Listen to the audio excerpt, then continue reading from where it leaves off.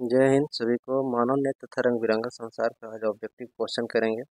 इसमें सभी objective cover करेंगे जितने भी क्वेश्चन पूछे जाते हैं। पहला क्वेश्चन है, मानव नेत्र किस प्रकार का लेंस होता है। तो मानव नेत्र में उत्तल लेंस होता है, ऊपर की उठाव लगता है, इस लेंस को उत्तल लेंस बोलते हैं। क्वेश्चन नंबर 2 है, आँख के रंगीन भाग को क्या कहते हैं। आँख के रंगीन भाग को आइरिस कहते हैं। क्वेश्चन नंबर 3, निम्न में से कौन सा नेत्र रंगीन भाग होता है। तो अभी पढ़े, आइरिस कैसा होता है, नेत्र का रंगीन भाग होता है। क्वेश्चन नंबर 4 बोल रहा है, मानव नेत्र के अ, अभिनेत्र लेंस की फोकस दूरी को समायोजित करने के विभिन्न दूरियों पर रखी वस्तुओं को फोकसित कर सकता है। ऐसा कर पाने के कारण क्या है। ये समंजन क्षमता है। मानव नेत्र में समंजन क्षमता है, जिससे कोई भी दूरियों को आसानी से समायोजित कर लेती है। क्वेश्चन नंबर 5, मानव नेत्र जिस भाग पर किसी वस्तु का प्रतिबिंब बनाता है उसे क्या कहते हैं। उसे दृष्टिपटल कहते हैं। क्या बोलते हैं, दृष्टिपटल। इसका क्या प्रतिबिंब दृष्टिपटल पर बनता है। क्वेश्चन नंबर 6, नेत्र के किस भाग को प्रतिबिंब का निर्माण होता है। तो दृष्टिपटल पर प्रतिबिंब का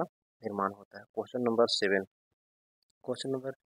7 है, समान दृष्टि वयस्क के लिए सुस्पष्ट दर्शन की कल्पना दूरी होती है, लगभग 25 सेंटीमीटर होती है।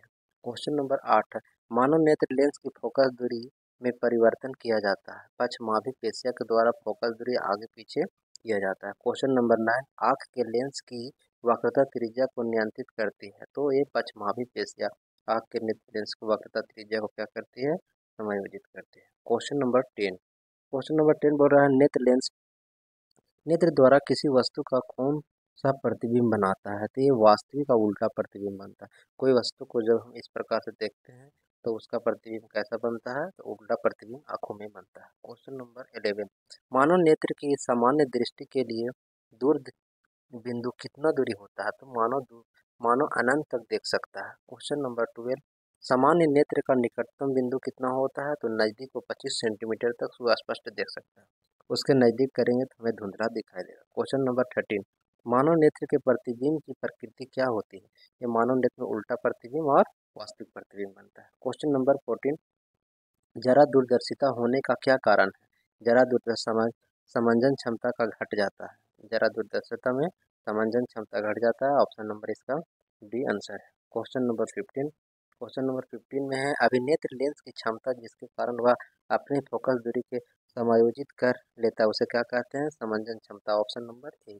क्वेश्चन नंबर 16, नेत्र में प्रवेश करने वाले प्रकाश की मात्रा को कौन नियंत्रित करता है। तो प्रकाश की मात्रा को पुतली नियंत्रित करता है, कितना प्रकाश आंखों में जाना चाहिए। क्वेश्चन नंबर 17, जब हम सामान्य नेत्र किसी बीम की दूरी में वृद्धि करते हैं तो नेत्र लेंस में प्रतिबिंब क्या होती है। नेत्र लेंस के प्रतिबिंब में कोई परिवर्तन नहीं होती है।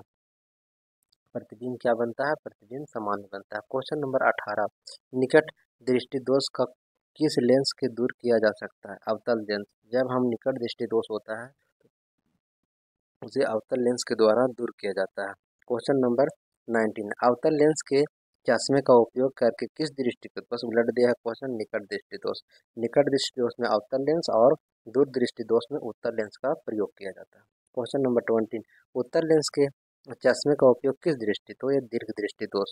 दूर दृष्टि दोष को दीर्घ दृष्टि दोष भी कहा जाता है। क्वेश्चन नंबर 21, दीर्घ दृष्टि दोष किस लेंस से, क्वेश्चन कर दिया है, उत्तल लेंस से क्या किया जाता है, दूर किया जाता है। क्वेश्चन नंबर 22, जरा दूर दृष्टि को किस लेंस से दूर किया जाता है। ये बायफोकल, दोनों इसमें जरा दूर दृष्टि जो होता है उसमें दोनों प्रकार के लेंस होते हैं, उत्तल लेंस भी होते हैं और अवतल लेंस भी होते हैं। क्वेश्चन नंबर 23, प्रिज्म का प्रिज्म द्वारा प्रकाश की कौन सी परिघटना होती है। ये वर्ण को विक्षेपित कर देता है। जब प्रिज्म से कोई भी प्रकाश जाती है तो वह 7 रंगों में विभाजित हो जाते हैं। कितने रंगों में विभाजित हो जाते हैं, 7 रंगों। क्वेश्चन नंबर 24, श्वेत प्रकाश का अवयवी रंग टूटते हैं तो वर्ण विक्षेपण कहलाते हैं। क्वेश्चन नंबर 25, श्वेत प्रकाश में कितने रंग होते हैं। श्वेत प्रकाश में कितने होते हैं, 7 रंग होते हैं। जब प्रकाश श्वेत रंग बिखरते हैं तो 7 रंगों में टूट जाते हैं। क्वेश्चन नंबर 26, प्रकाश का प्राथमिक रंग कौन सी है। तो पहला रंग इनमें सभी है, लाल है, नीला है और हरा है, ये सभी क्या है, प्राथमिक रंग है। क्वेश्चन नंबर 27, प्रकाश में किस रंग के लिए तरंगदैर्घ्य अधिकतम होता है। सबसे ज़्यादा तरंगदैर्घ्य किसका होता है, तो लाल का। सबसे कम तरंगदैर्घ्य किसका होता है, तो बैंगनी का तरंगदैर्घ्य सबसे कम होता है। इसका आंसर क्या हो जाएगा? सी। क्वेश्चन नंबर 28, प्रकाश में किस रंग का तरंगदैर्घ्य सबसे कम होता है? तो बैंगनी रंग का तरंगदैर्घ्य सबसे कम होता है। क्वेश्चन नंबर 29, किसी प्रिज्म के द्वारा उत्पन्न वर्णपट में सबसे कम विचलन जिस रंग का होता है, सबसे कम विचलित लाल होता है। इसका इसी कारण है इसे हम लोग ट्रैफिक में या फिर खतरे के निशान में यूज किया जाता है, क्योंकि इसका प्रकाश बहुत तेजी से चलता है, हमारे आंखों में सबसे पहले पहुंचता है। क्वेश्चन नंबर 30, किसी प्रिज्म द्वारा श्वेत प्रकाश के विक्षेपण में उत्पन्न वर्णपट में अधिकतम विचलन वाला रंग होता है। एक अधिकतम विचलित कौन होता है? तो बैंगनी रंग अधिकतम विचलित होता है। क्वेश्चन नंबर 31, प्रिज्म के विचलन का कौन सबसे अधिक होता है? तो विचलन में सबसे अधिक कौन होता है? तो बैंगनी के लिए सबसे अधिक होता है। क्वेश्चन नंबर 32, इंद्रधनुष बनता है प्रकाश के वर्ण विक्षेपण, अपवर्तन, पूर्ण आंतरिक प्रवर्तन, ये तीनों घटनाएं होती हैं।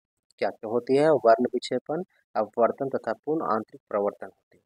क्वेश्चन नंबर 33, इंद्रधनुष के निर्माण के लिए निम्न में से निम्न प्रकाश में कौन सी घटना होती है? ए वर्ण विक्षेपण होता है। वर्ण का क्या हो जाता है? विक्षेपित हो जाता है, मतलब कलर का विक्षेपण होता है। क्वेश्चन नंबर 34, तारे का टिमटिमाना प्रकाश की किस घटना को दर्शाता है? प्रकाश के अपवर्तन की घटना को दर्शाता है। क्वेश्चन नंबर 35 क्वेश्चन नंबर में बोला है आकाश में नीले रंग का कारण है। आकाश नीले रंग क्यों दिखाई देता है? तो प्रकाश का प्रकीर्णन के कारण आकाश का नीले रंग दिखाई देता है। जितने भी प्रकाश आते हैं नीले रंग के प्रकाश का तरंगदैर्घ्य कम होने के कारण वह बिखर जाते हैं। बिखरने के बाद हमें कौन रंग दिखाई देता है? तो नीला रंग दिखाई देता है। क्वेश्चन नंबर 37, खतरे के निशान के रूप में किस रंग का प्रयोग किया जाता है? लाल। क्यों? क्योंकि इसका तरंगदैर्घ्य अधिक होता है और यह हमारे आंखों तक बहुत जल्दी पहुंच जाती है। क्वेश्चन नंबर 38, सूर्योदय तथा सूर्यास्त के समय सूर्य का रंग लाल होता है। यह क्यों होता है? ये वायुमंडल में लघु तरंगे का अधिक प्रकीर्णित हो जाते हैं और लाल रंग प्रकीर्णित ज़्यादा नहीं होते हैं, इसीलिए लाल रंग हमारे आंखों तक बहुत आसानी से आ जाते हैं। इसीलिए सूर्योदय एवं सूर्यास्त के समय हमें लाल रंग दिखाई देते हैं। एक चैप्टर का ऑब्जेक्टिव समाप्त होता है। मेरे चैनल को सब्सक्राइब कीजिए एवं लाइक